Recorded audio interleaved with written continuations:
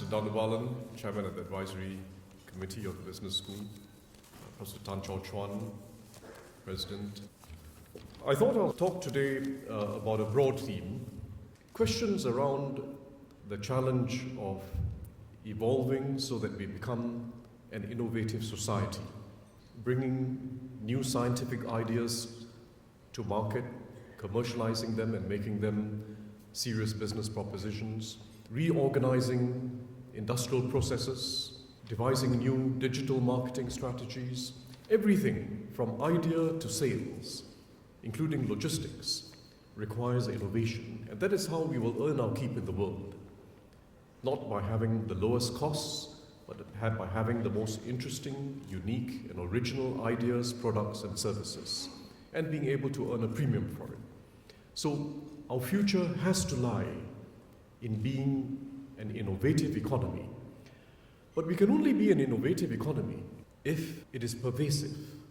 It can't be about a few individuals, a few outstandingly creative individuals or firms.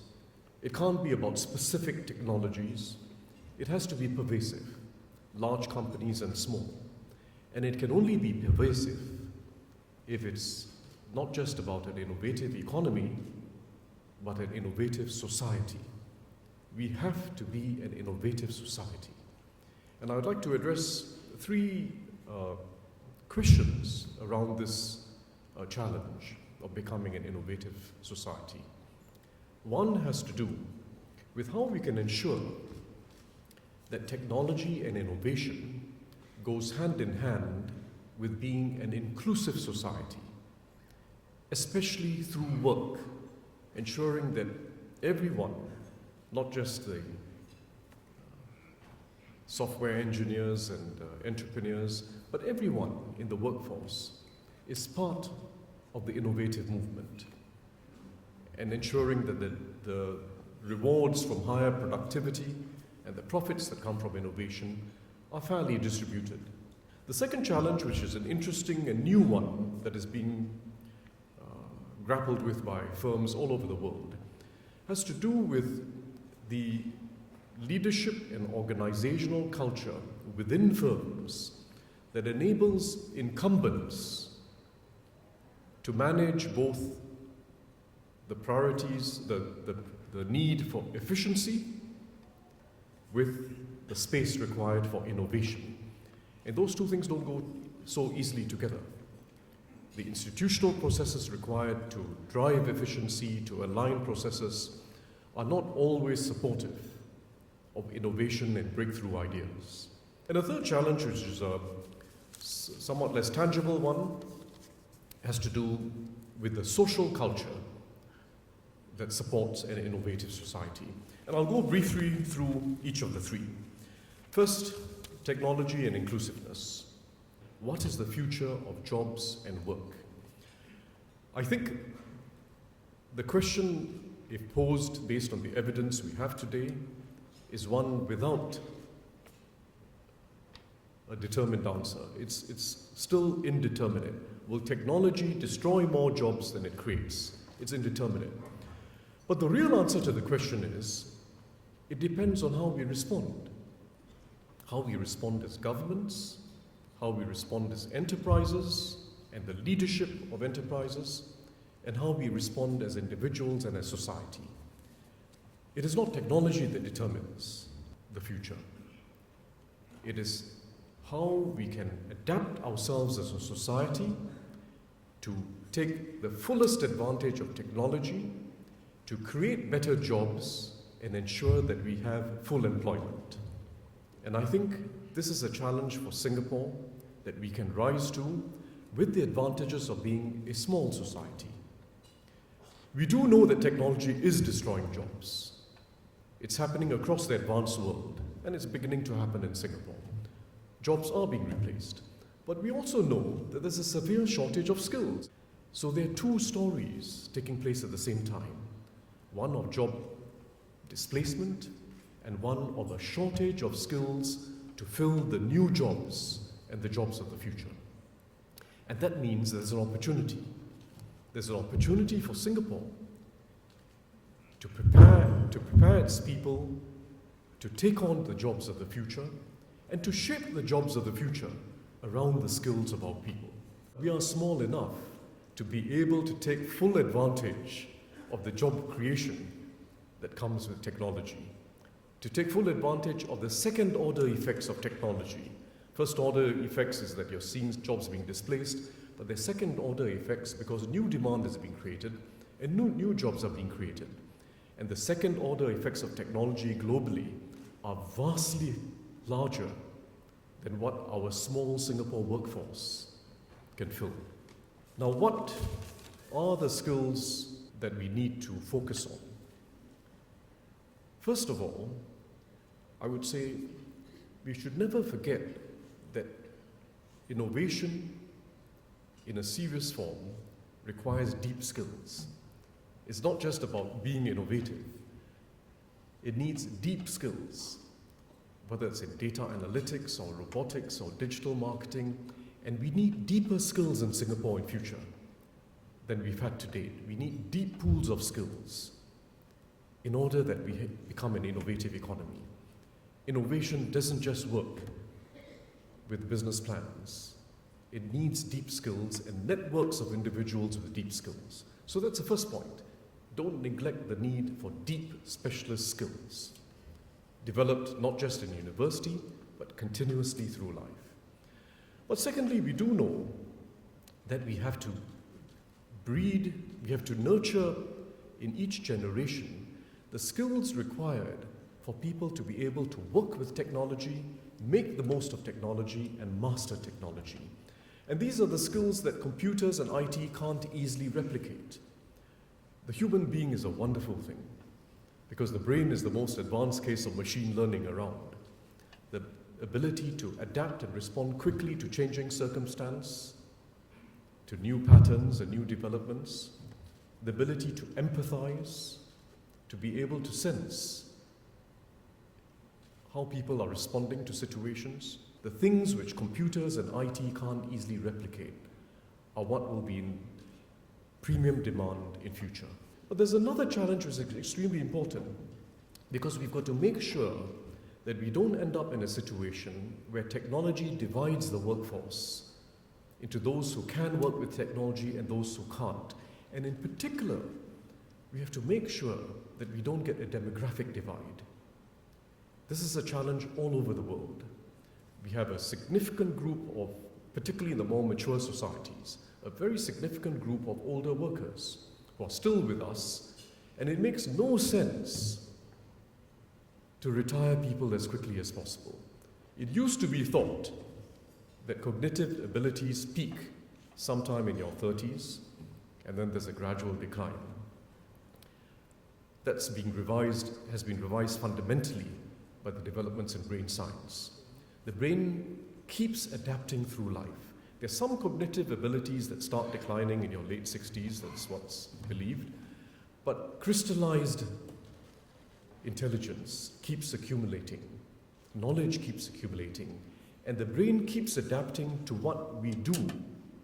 And we've got to make the most of people's potential through life. So this is a real opportunity. How do we make the most of an older workforce? It can't be by just fitting people to jobs. It must mean shaping jobs around people. Some people wanting to work part-time, not full-time as they get older. Some people switching vocation but having a wealth of experience from a previous job that can be useful in shaping a new job.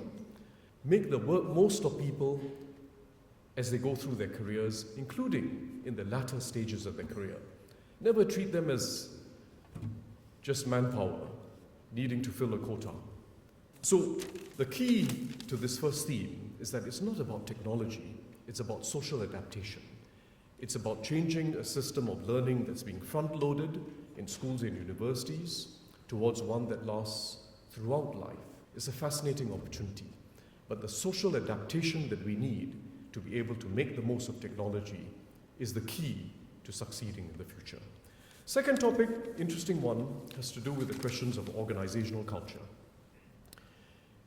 We need a fluid economy where you have upstarts, you have disruptors, and existing leaders aren't leaders forever. Every innovative economy needs some fluidity, New players coming in, old players finding their market share going down. But incumbents don't just resign themselves to upstarts. Incumbents are responding. And incumbents have tremendous resources and accumulated know-how that can be an advantage. But incumbents are also realizing that their internal processes, designed in a position of leadership and having accumulated some success, are often inhibitors to innovation. They don't provide the same latitude and space for experimentation that a startup would have. So the real challenge is in allowing for an upstart culture within incumbent players. And there are interesting examples. You've all read about Google, I'm sure, which has restructured itself as part of a larger Alphabet group, providing clarity to investors as to what the risks are in free experimentation and the moonshot ventures, but also providing the space for innovation to take place. Some of you may know about Haier, the Chinese firm, very interesting example.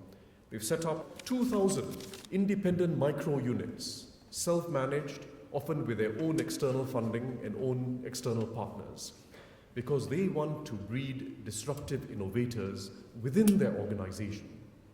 Closer to home, DBS, interesting example.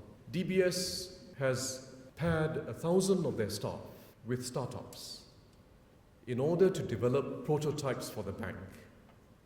So another interesting example of how you try to create that startup culture within a large organization. And it chose to do it by pairing them with people outside the firm. And in the last year, DBS has actually developed 1,000 prototypes.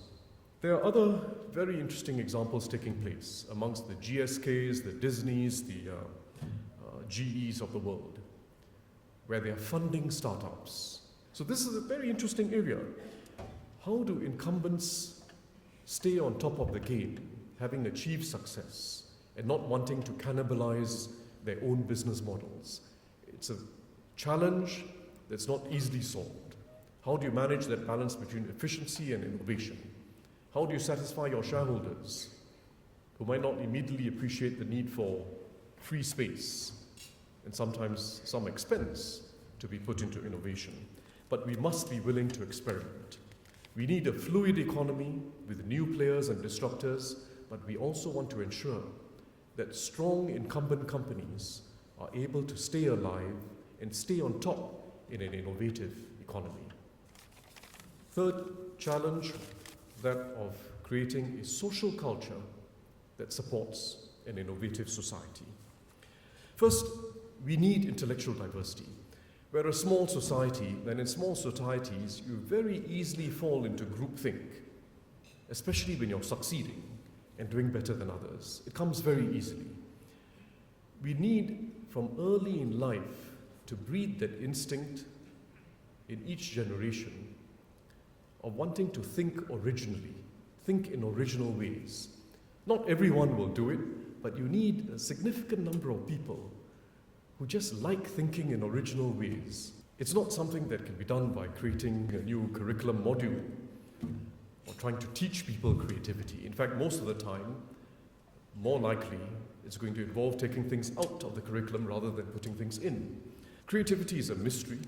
No one knows exactly how it comes about, but there are a couple of things that we do know. First, it doesn't help to have grading and intense competition too early in the game as kids grow up. It doesn't help to have that. Second, and this is something which the studies of creativity show, exposure to diverse experiences does seem to matter. As you grow up, it may be a different dance, it may be a different ball game, it may be a trip abroad, it may be mixing with a group of people who grew up very differently from you or come from very different social settings. But exposure on a regular basis to diverse experiences does engender a more creative mindset. For reasons that I don't fully understand, but the studies find that correlation. And indeed, coming back to brain science, some of the recent studies, now that we've got high resolution brain imaging, they're able to see which part of the brain is being sparked off when you're thinking about different things. And fascinatingly, they find that the creative process in the brain involves a very different process from that required on specific tasks, especially specific demanding tasks.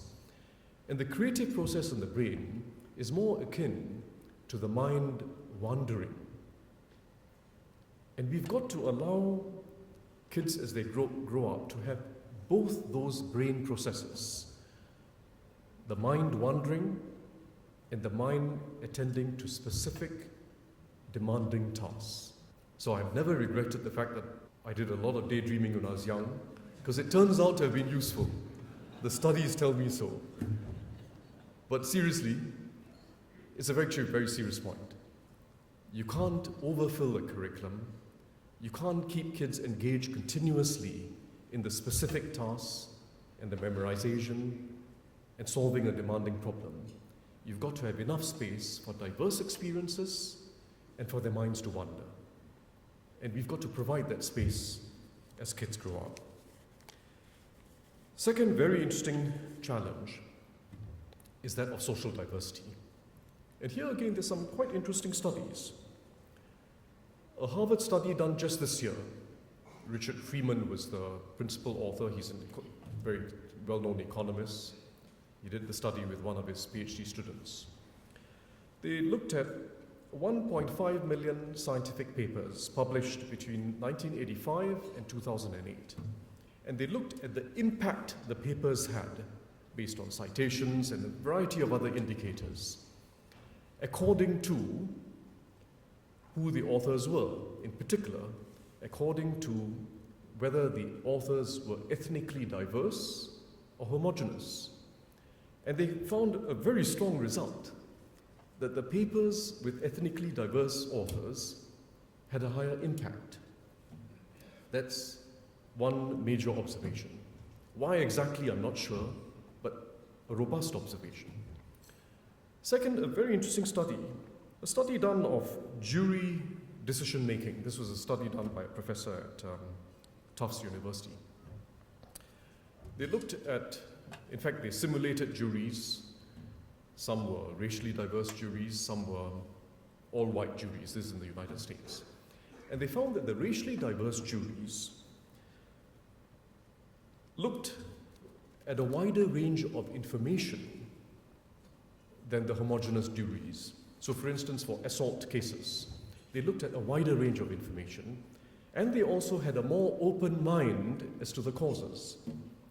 Now, I'm not putting two and two together too easily, but there are other studies, in fact, that I'm aware of as well, which show that social diversity creates an environment where people do not anticipate consensus being reached so easily. They keep a more open mind, they test their assumptions more, and they anticipate differences of view. And the best companies in the world, too, have found that diverse teams tend to be the leaders in innovation within their organizations. So let's bear that in mind. Social diversity has upsides and downsides. Let's maximize the upsides, but work hard to minimize the downsides. So how do we have that ferment of ideas, that tolerance of diversity, whilst keeping a solid Singaporean core, that Singaporean spirit that binds people? How do you have intellectual diversity whilst keeping that sense of fraternity as kids grow up and as we live together in society? That's the challenge. But we must have that challenge. We must have that challenge. Otherwise, we do not become an innovative society. So these are three very important questions. I don't pretend I have the answers, but we have to address these questions and find the most workable ways of ensuring that technology will create enriched jobs that everyone can be part of, ensure that our organizations are able to adapt and create an innovative spirit within them, even if they're existing leaders, and make sure that as a society, we don't just tolerate but encourage diversity of ideas, original thinking from young, and the wandering mind. That's how we become an innovative society, and that's how we'll succeed in future. And I think these challenges that we face in creating an innovative economy and the innovative society that has to underpin an innovative economy are wonderful questions for a business school to contribute to. And I encourage you to do so. Thank you very much.